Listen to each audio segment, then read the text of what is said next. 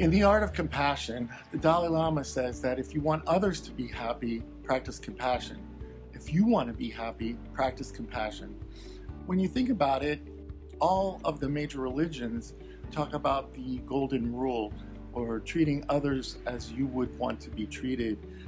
The idea of compassion is universal in all the major religions and spiritual teachings. The Dalai Lama also teaches meditations that allow people to achieve a state of compassion. Some studies that have been done with Matthew Ricard, a Tibetan monk who's also a scientist, with functional MRI scanners and the help of a researcher named Tanya Singer, showed that when Matthew Ricard and other Tibetan monks are meditating in an experience of compassion, they are actually happy. There was a cover of Time magazine a few years ago that showed Matthew Ricard as the happiest man on the planet. So it turns out that having these compassionate experiences and using mindfulness to create compassion for others actually makes us happy. It makes us better doctors, it makes us better people. And the idea of emotional contagion, that you can catch somebody's foul mood, is sort of the basis for this experience of affective empathy, that we immediately feel what others are feeling. If we create these compassionate experiences for ourselves and for our patients, we become happier people.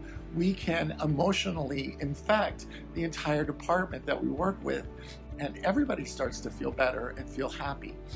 Think about it for a second. Who's at their best when they're suffering or in pain? That's why our patients generally exhibit many negative behaviors and sometimes direct their anger or negativity towards us. That's why it's so important that we experience compassion and develop this emotional resiliency that we need to be really great physicians and actually make a difference in the lives of our patients. I also would like to just sort of share my own personal idea about compassion.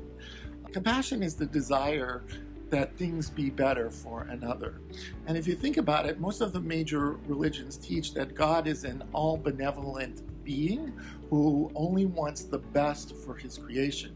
So practicing compassion is probably the closest that we can come as humans to acting like or being like God, which sort of lends a sacredness to the practice of compassion.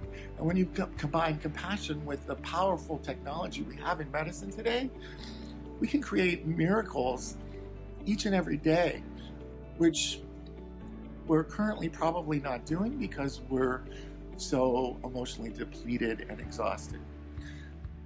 At least for me, understanding the practice of compassion has changed my practice of medicine, and it's allowed me to be a happier person. And that's what I wish for you. There are lots of things you can read, there's lots of things you can do to develop the state of compassion, and I want to share what I've used with you.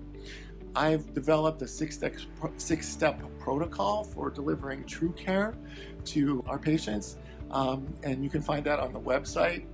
You can also, after watching this video, check out the first edition of the Mindful ED series, where we use meditation or visualization, mindfulness training to help you in your quest to be compassionate. Check out the six-step protocol, check out the video with the mindfulness training, and we'll see you back here next time for the next installment of the Insightful ED. Until then, go care, make a difference, and change your world.